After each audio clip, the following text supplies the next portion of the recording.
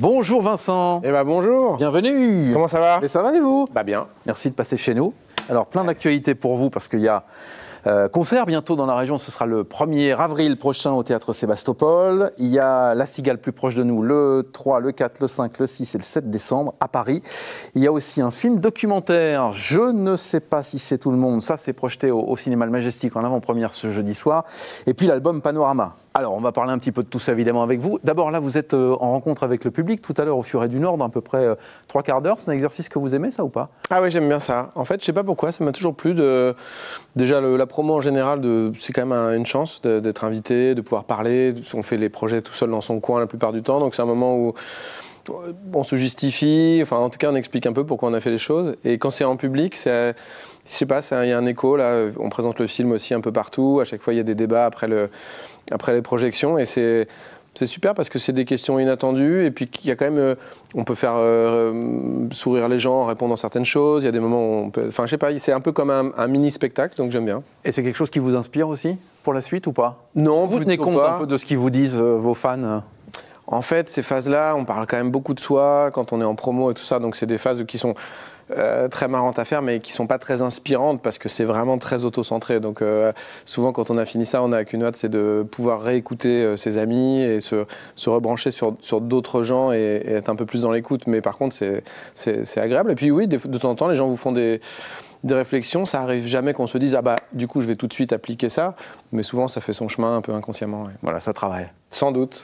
Alors, ce film, c'est un film documentaire. Je ne sais pas si c'est tout le monde. Comment vous le définissez? C'est un objet artistique? Bah, j'espère. En tout cas, oui, après, on dit documentaire parce que c'est un film au début qui était très écrit, qui était une fiction, et j'avais tout écrit.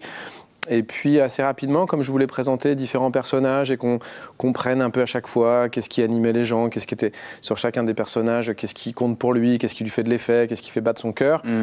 Le fait que tout soit écrit, ça marchait pas complètement. Il fallait qu'il y ait aussi des vrais témoignages pour que ce soit un peu plus vrai et un peu plus émouvant. Il y a à la fois des anonymes et des gens un peu plus connus. C'est des gens de mon entourage, donc des fois il se trouve qu'ils sont connus, puis des fois souvent aussi pas connus. Pour les gens que les gens connaissent, il y a Alain Souchon, Vincent de Dienne, Jean Rochefort. Et puis des gens qui sont un peu connus, comme Aloïs Sauvage, qui sont en train d'apparaître. Et puis aussi des gens effectivement que je connais moi et qui me touchent. Et je me disais que si moi ils me touchaient, il n'y avait pas de raison que ça ne fasse pas la même chose sur le public. Alors on se met dans l'ambiance, regardez la bande-annonce.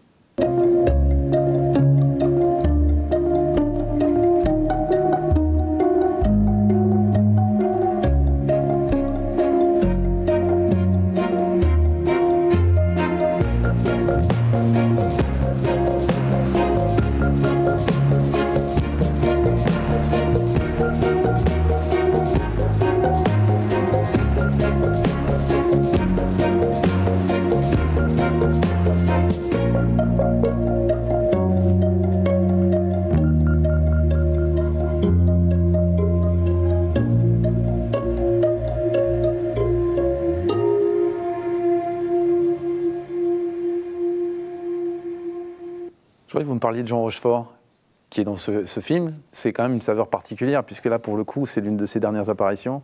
Eh oui. Écoute, avec plaisir pour t'en parler. C'est sa dernière apparition, en fait. Avec Jean, on se connaissait depuis une dizaine d'années. Et puis, on parlait souvent de cinéma. Souvent, il disait « Vincent, il faut absolument que vous fassiez votre film. » Enfin, je crois que dès qu'il rencontrait quelqu'un qui ne faisait pas des films, il lui disait ça, tu vois. Mais après, il faut le suivre ou pas. Ça fait un effet, voilà. Pendant longtemps, j'ai pas suivi. Et puis le jour où j'ai vraiment eu ce projet, je lui ai dit « Bon, Jean, ça y est, on en a parlé souvent. Je fais un film et je sais que vous avez pris votre retraite, mais...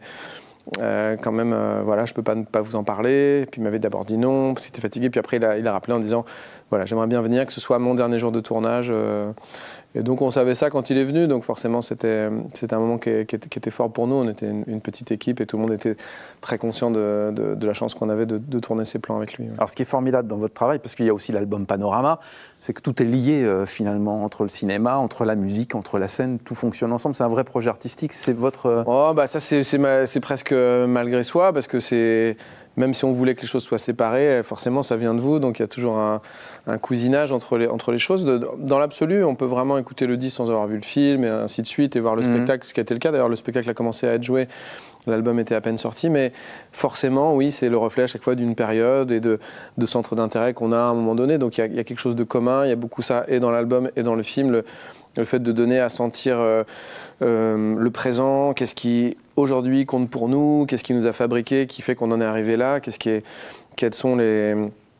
qu'on va faire de tout ça et comment on peut profiter finalement au maximum du fait d'être là maintenant sur Terre en ce moment. Donc évidemment que c'est pas formulé comme ça directement, mais c'est quand même le ressort qu'il y a dans les deux projets. Alors il y a plein de témoignages dans ce film. Il y a Alain Souchon, vous en avez parlé, dans le film, mais aussi dans l'album, sur la chanson Panorama. Oui, parce que là c'est une chanson qui reprend justement certains extraits du film. Ouais. Alors on va écouter un extrait d'une de vos chansons, ça s'appelle Vivarda. Si on peut vivre une Vivarda, marcher sur le sable comme ça, faire une vie hors compétition. Si on peut regarder ailleurs, pas le clash, pas les chroniqueurs, quelquefois chercher l'élégance. Si on peut trouver la beauté, un visage par le temps froissé, dans la nuit, un danseur qui danse. Si on peut vivre comme Agnès, se parler à deux dans les pièces et ressentir une émotion. Vivarda, tiré de l'album Panorama, c'est l'album de Vincent Delimbre qui est notre invité aujourd'hui. Vincent, c'est donc le 7e album pour le coup. Comment vous travaillez? Comment vous aimez jouer avec les mots? Parce que c'est votre truc, comme ça. Une brute, évidemment. Qu'est-ce que vous croyez? Est-ce que ça vient tout seul? Bah, en fait, c'est assez curieux. En chanson, il y a quand même souvent... on en parle des fois avec tonton Alain Souchon aussi. Tonton, vous l'appelez? Bah oui, c'est quand même un peu mon tonton. C'est vraiment la personne qui compte le plus pour moi en chanson, en tout cas. C'est vraiment laborieux, quoi. Et on passe par plein de moments où on n'est vraiment pas content du tout de ce qu'on fait. Et c'est nécessaire, en fait. On ne peut pas d'un seul coup s'y mettre et puis que ce soit tout de suite... en tout cas, que ça ressemble à ce qu'on voudrait que ce soit. Donc, et plus ça avance, pire c'est. Lui, il m'a raconté ça, qu'il avait pris un taxi récemment, qu'il disait ça au chauffeur, et puis le chauffeur lui a dit « Mais quand même, depuis le temps que vous faites ça, vous devriez savoir les faire maintenant, les chansons. » En fait, non, ça marche pas comme ça. Parce qu'il y a plein de trucs, on se dit « Bon, ça, je l'ai déjà fait. Ça ressemble trop à une suite d'accords de Mylène Farmer. » Enfin, il y a eu tellement de chansons, sur tellement de sujets, que voilà, assez vite, on se censure souvent. Mais c'est normal, ça fait partie des choses et de l'écriture des chansons. Alors c'est la vie, ce sont des tranches de vie aussi que vous racontez dans vos chansons. Ça nous touche tous finalement. En tout cas, ça part toujours d'un territoire qui est des choses qu'on a ressenties soi-même. Et puis on essaie de capter des sensations, des émotions qui sont un peu dans l'air et de les mettre en forme pour que les gens s'y retrouvent et vous disent « Ah mais moi j'ai vécu un peu ça, c'était pas à cet endroit-là, c'était là ». Et c'est sûr que quand on obtient ce retour-là, c'est ce qu'on espère. Oui. Alors je le disais, il y a des dates pour vous, le 3, le 4, le 5, le 6, 7 décembre, La Cigale à Paris pour le concert, et puis le 1er avril prochain au Théâtre Sébastopol de Lille. C'est plus qu'un concert quand vous êtes sur scène, c'est une vraie histoire que vous racontez? Bah, ça vient aussi du fait que moi je venais du théâtre au départ et qu'assez vite je me suis dit tiens, il faut quand même qu'il se passe des choses, en plus des chansons, j'aimais bien cette idée. Dans les premiers spectacles, c'était un peu là, par des voix off, puis peu à peu ça a pris de plus en plus de place. Ça vient aussi du fait qu'il y a des chansons qu'on doit rejouer, qu'on a déjà jouées souvent, donc il faut trouver toujours un nouvel angle pour les faire. Et puis d'un plaisir qu'il y a à mettre en place des vidéos, des décors, des moments de jeu aussi. Donc ça c'est évidemment qu'on le fait pour que le spectacle soit bien, que les gens soient contents, mais on le fait aussi pour soi parce que ça fait qu'en tournée, c'est toujours excitant de jouer le spectacle et puis c'est agréable de ressentir que les gens vous remercient de ça en ayant vu tous les spectacles, toutes les tournées. Ouais. Merci Vincent d'être venu. Bah, c'était avec plaisir. Bah voilà, il va repartir vers le public puisque là il y a une dédicace dans 3 quarts d'heure. On se rappelle les concerts dans notre région, notamment le 1er avril prochain au Théâtre Sébastopol. Et puis aussi l'album Panorama et le documentaire. Je ne sais pas si c'est tout le monde. À bientôt Vincent, merci beaucoup. Vous connaissez la maison, vous revenez quand vous voulez. J'ai le digicode. Et nous on revient dans un instant.